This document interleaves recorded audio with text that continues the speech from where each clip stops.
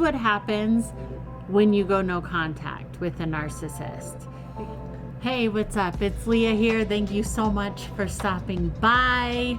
If you're coming back, thank you so much for coming back. If you're new, welcome. Make yourself at home. Why not? You don't even have to get all dressed up for me if you don't want to. You can wear whatever you're wearing, okay?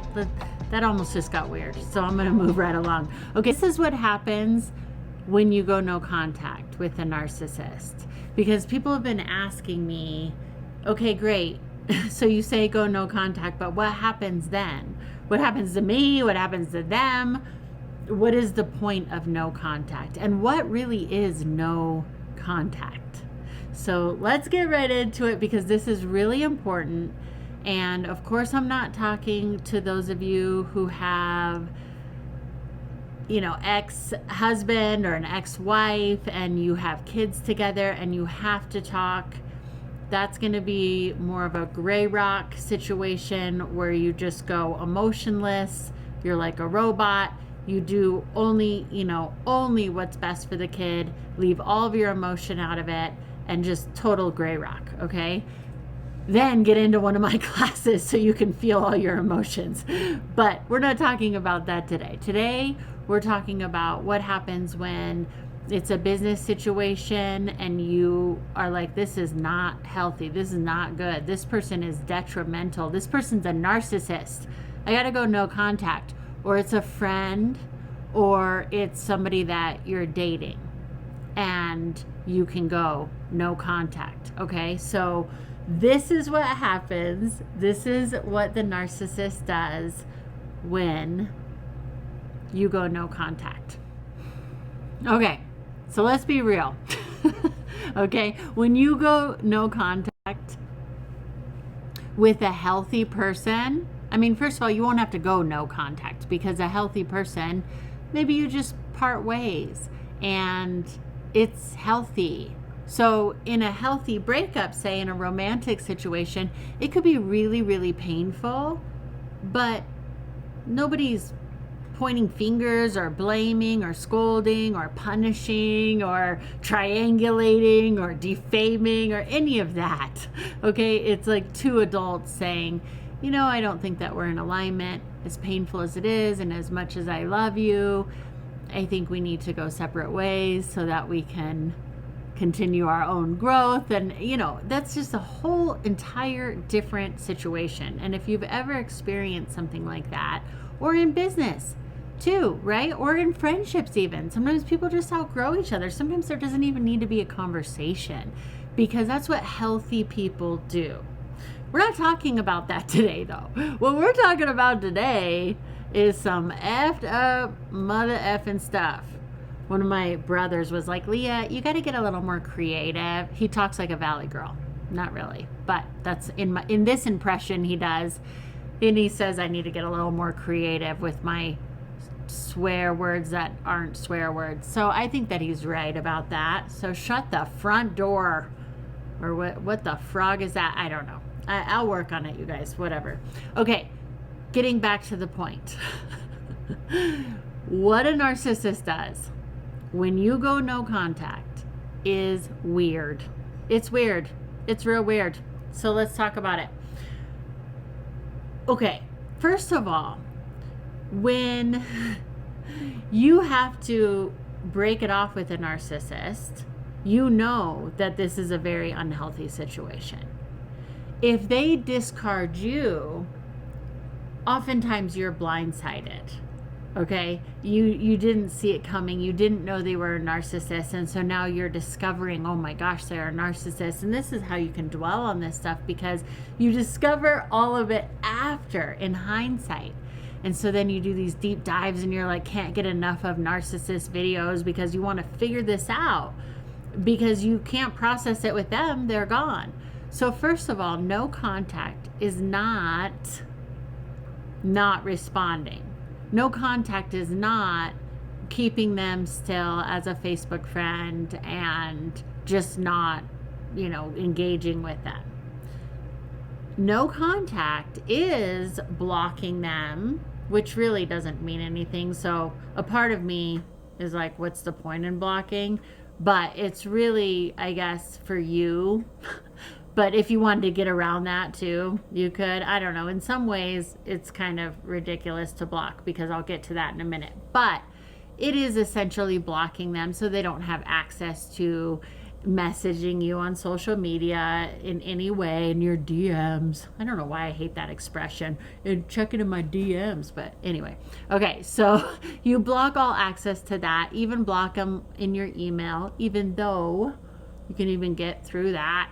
But it's still better than just full access, right? And then just block them on your phone, but then just delete their number so that you don't even have the temptation. And most of us don't memorize numbers anymore, so you won't even know their number anymore. And just, erase them in that way. Now, a lot of times if they discard you, they've already done all that. Now, what I want to talk about, why it's kind of pointless and kind of a moot point, is the next thing that you can expect from a narcissist. So if they discard you out of punishment or out of fear of them being exposed, they might block you. So if they block you, it's just to have control, just to say, like, F you or whatever, okay, I got to come up with better adjectives. Forget you. Creative, I know. And they block you because it's kind of like a little punishment or whatever. Like, now you don't get to see my life with my new supply, even though they actually want you to. But anyway, that's a whole nother story. That their flying monkeys handle that just perfectly. That's why really you should go no contact with everybody that they knew and everything. So the reason for this no contact is because they're going to contact you. They will. And some of them, the covert ones, might sit back a long time. But the grandiose ones, they're going to contact you, especially if you discard them. If you leave them, oh my gosh, you can expect stalking. You can expect them just incessantly texting, all sorts of emails. So here's my other point that I wanted to make, is that the next thing they're going to do is come up with fake emails. And then they have business accounts for Facebook, and they have fake profiles for Facebook and all of that, or they'll come up with that. So that's the point of, like, it's kind of pointless to block, because they're going to look at you through all that other, like, spyware anyways. I've known so many narcissists who've said this.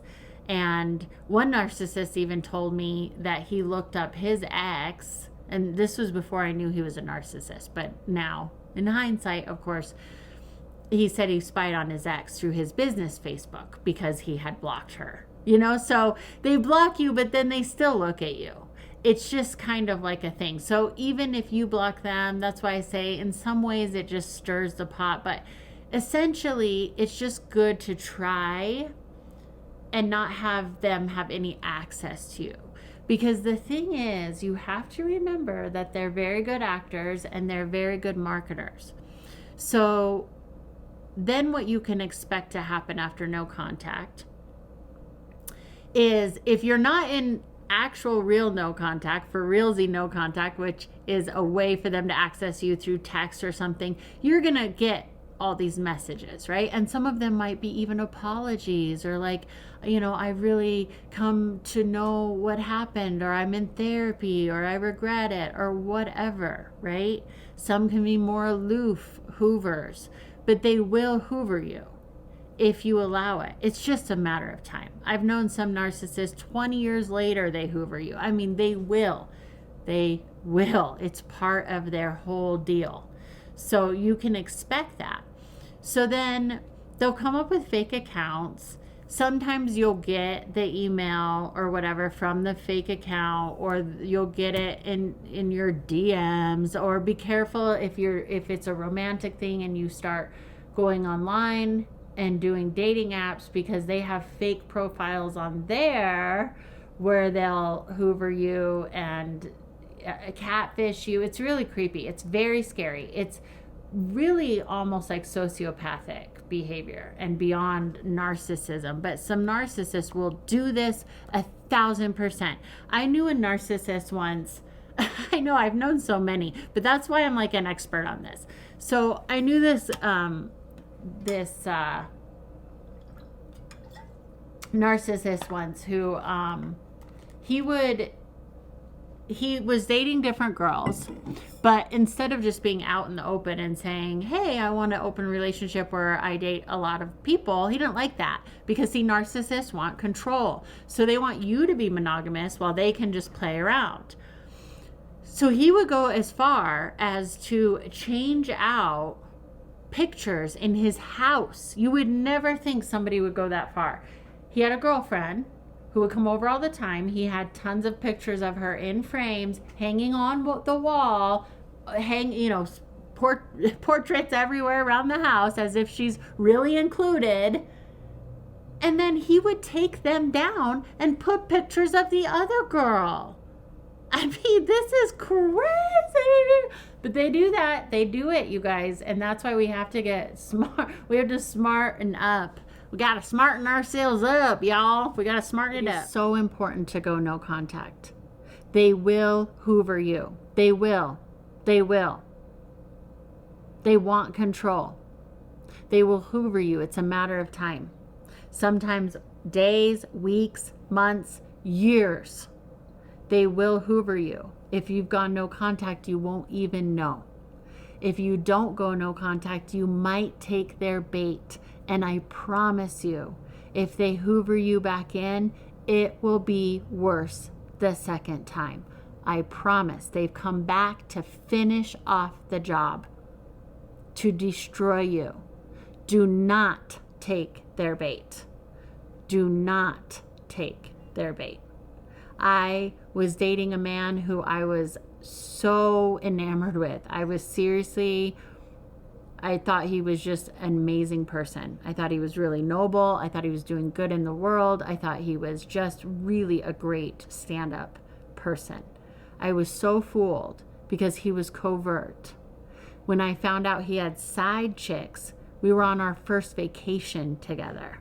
It was horrifying because we hadn't had the exclusive talk, but he knew what was going on. He knew he was lying to me. But because we hadn't had the exclusive talk, I rose to the occasion. I tried to be an adult about it. We ended up having a great trip. I said, okay, but when we get home, I'm not interested in that. And he said, I know. And it was really painful, but we parted ways. I said, if you're ever interested in just dating me and exploring this, and I'm still single, then let's talk. I would be open to that. If I'm still single and open to that at the time.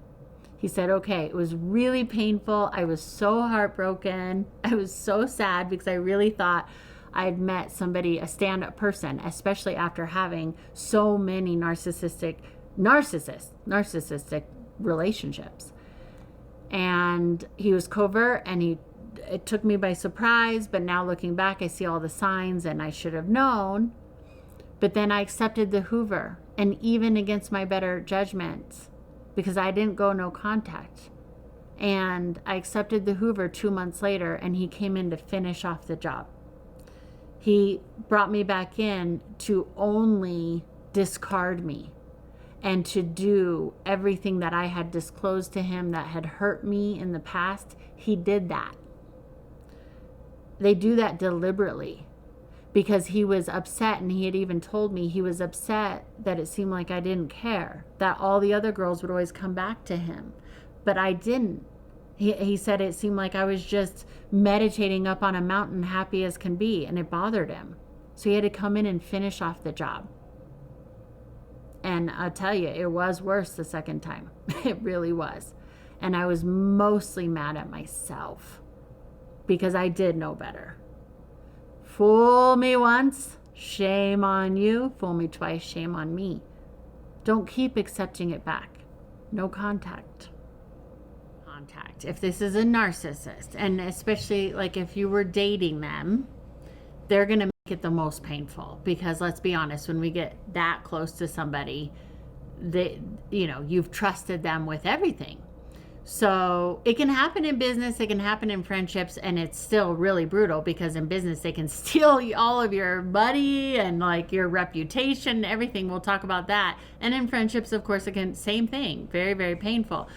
But in a romantic type situation, it's on a different level because, you know, you're so close with them intimately and sharing things and all these things. So another very important reason why you need to go no contact, especially if you were dating this person, is that they'll invite you to be a friend. Like they would prefer if they pretend like the breakup, the discard is like cordial, they'll be like, you want to be friends? Because that's how they get their harem. That's how they get their shelving supply. If you've ever heard that, that's what narcissists think of. All their old supply, they like to put on the shelf, like seasoning, you know. So they're like, today's kind of boring. Saturday, we need some Saturday seasoning. Let's call old Sally supply. And then they pull her off the shelf when maybe their main chick or their main dude is being annoying or boring or not conforming. They'll pull somebody off the shelf. And then all those people turn into flying monkeys and stuff. So I had a narcissist tell me one time when I found out he was dating, you know, multiple people and I didn't know, he was like, what did he say? I said, so how many people are you dating? And he's like, I don't know. I think I got like 2 side chicks. First of all, anyone who says side chick, no, that's a red flag. That is not a grown, mature man expression. Okay. That is like a 20-something rock star groupie wannabe thing, you know? So anybody who expresses relationships with grown adults as them being their side piece, dime piece, side chick, no. All right, so moving right along. So I found out he had his side chicks, which was so romantic. I was just swoon. But then he was like, yeah, you know, one chick, I was like dating her for a while, but then we broke up, but then she came back, and they like all come back. They always come back. Yo, my side bitches. I was like, oh, you're a narcissist. And I think that night he asked me if I thought he was a narcissist. I think he was like, damn, I've given away too much of my narcissistic traits. I think she's on to me. And he was like, so do you think I'm a narcissist? And I'm like, no. Lovely salmon, it's delicious. Anyway, all right, so this is why I'm hoping that I can educate you off of my stupidity, because I've gone down that road too many times. And like somebody mentioned on a video I just posted yesterday, which was hilarious. He's like, it's not hilarious, it's actually sad. But he said, when you spend 10 minutes with a narcissist, it takes you a week to recover. And that is absolutely true. Another reason why you have to go no contact. You have to. To recover from these things takes years. It can take a lifetime. It's awful. So imagine you're with somebody for 3 months. It could ruin you for a year. Not ruin you. You're going to be okay. But like, the recovery is brutal depending upon how close you were, how much you trusted them, how open you were, how much they future faked you, all sorts of things. Imagine if you've been married to somebody for 20 years, it's going to take a long time to recover. That's why I'm trying to like help you out with the process, save you time, save you money, save you your life. And that sounds dramatic, but it is because it's your life, yo, and it's important, and I want you to have a happy life. So another thing that you can expect when you go no contact, of course, the classic defamation of character. They're gonna run a smear campaign on you. They have to, because it's the only way to make them feel better and look better, okay? Because if you were great, like when they were in the love bombing stage, they probably like talked you up to people. So then people liked you. And then when you're gone, they're like, oh, what happened? I liked her. I liked him. They have to come up with something. They can't just be like, oh, I'm a total jerk and I lie all the time and I cheat all the time and I manipulate people. And oh, by the way, I'm a narcissist. They will never, ever say that. But what they will say is, oh, you, insert your name, you. Oh, so-and-so, was they pop pills. Yeah, it was sad. I didn't even know, but they were just addicted to pills. Isn't it sad? The opioid epidemic is just boom, nailed it. Dismount. Narcissist wins. Empath 0, right? And the person goes, oh, and they just believe it because they're great actors and they're great marketers. They might even start posting about it. Oh, it's so sad that there's just this huge, opioid epidemic. Am I saying that right? Opioid? Why does that always sound weird? That's a weird word. Okay. ADD much? I don't know. Okay. Yes, I have done a lot of therapy. I don't have ADD, actually, surprisingly. And no, narcissist, I'm not a narcissist. But thank you for asking. So I appreciate it. You don't need any of that. That doesn't fill you up to attract more good in. And that's how it can rob you of your life and your time, because it takes so much time to heal from these things. It can. Or it can be like this, but it's up to you. I mean, honestly, that's what's exciting, because on the other side of that nervous breakdown, maybe it feels like that, maybe it is actually that. It can be that when you have the rug, pulled out from underneath you, or you keep attracting these people over and over. So it's so important to go back and go, okay, let me just get back to the center of feeling really good. I'm not going to give my entire life over to them. And then you can expect that when you begin to feel really good, you will get a Hoover somehow. They get really creative.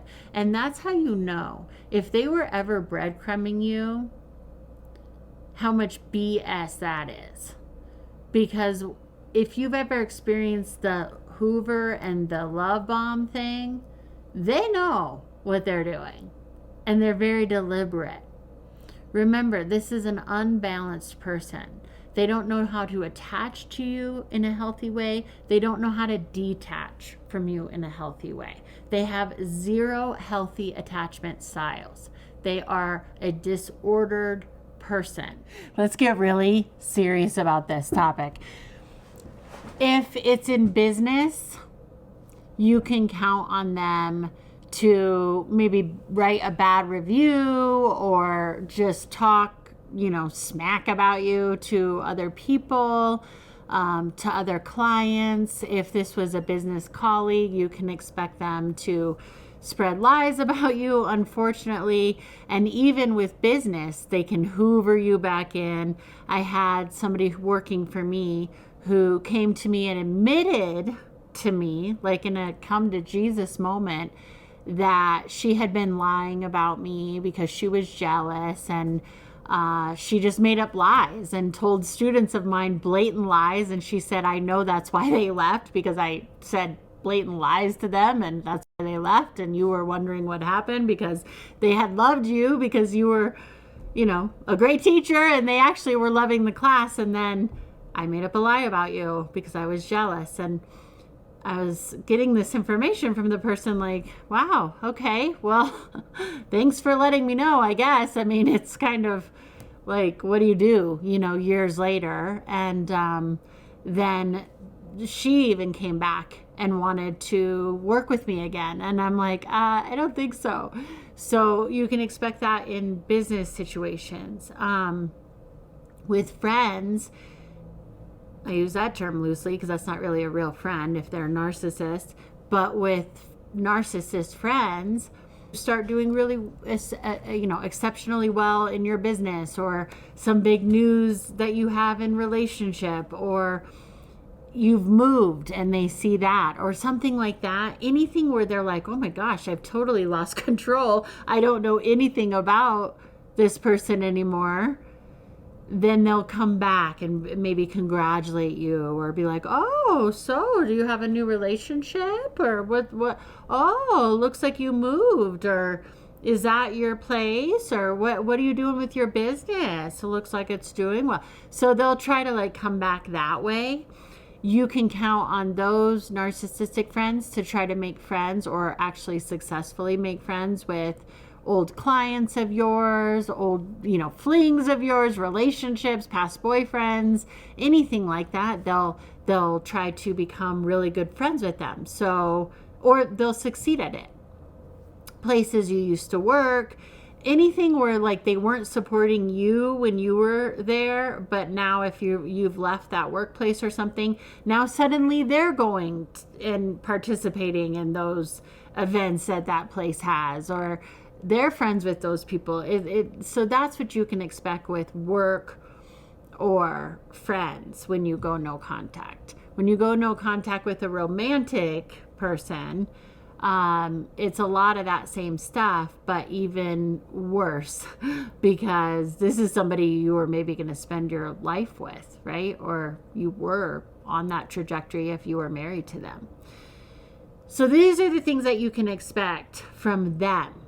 Now I want to talk about what you can expect from you when you go no contact. When you go no contact, the fog begins to clear. You're going to go through some sad times. You're going to feel disappointment in yourself and others. You're going to have to go through a grieving process, a mourning process, a forgiveness process in yourself and even for them. Even though you don't condone the behavior, you forgive it because that non-forgiveness is a poison in your body. And then what begins to happen is you're going to attract amazing opportunities, people, places, things. Your business will flourish. Your health is going to flourish. You're going to start feeling better, looking better. You're going to start getting a pep in your step. You're going to attract new friends. The world is going to open up for you. If you're in the thick of this, maybe that seems overwhelming and you're like, I don't want to change out all my friends or all my, but I'm telling you, the universe will conspire. It will help you. When you start making a stand for yourself and placing value on yourself and feeling good and enjoying life again, all of the universe will reflect that back to you. So don't shame yourself if you've attracted narcissists. Sometimes you attract them in your light, but there's something inside of you that is still feeling not worthy. So check in with that piece, because I know for myself, times I've attracted them in have been times I've been extremely hard on myself. I've been extremely exhausted. I've been disappointed. I've been not feeling necessarily my best. So it's not to shame yourself, but to just notice the times in your life also when you attract people like this in. So the good news is you're going to feel so much better and you're going to attract so many wonderful, amazing things to yourself. You probably already have. So start looking for all the good, start appreciating all the good that's happening, because so much is happening and you're freaking amazing. So just don't forget that. We have a short time on this planet. Enjoy it. They know that they're going to operate this way till the day they die. So let them play with each other, send them love with zero contact, and be clear the hell out of the way. And then if you have to be with some of these other people because you're co-parenting or in a family or something like that, gray rock. But then give yourself those good feelings so that you can express and feel and be in the world in a healthy manner, so you don't shut down in that way either. That's going to take a lot of energy to gray rock. So it's possible if you absolutely have to, but the best way is no contact. Instead of being paranoid, you are so acute. You're like the FBI, okay? You're not paranoid. You're aware. You're not paranoid. That's what they want to gaslight you into thinking. You're aware and in tune. You so got this. Go no contact. If you have gone no contact and you have success stories about this, please share it in the comments. Inspire other people. This is so important because it's really, really hard to leave. And congratulate yourself if you have. You're doing an amazing job. And let me know how this video helps you. If you haven't yet, please subscribe. If you have, thank you so much. You're amazing. I promise all the right people will show up more and more the better you feel. And that means no contact with disordered people. Okay? So much love to you. See you next time.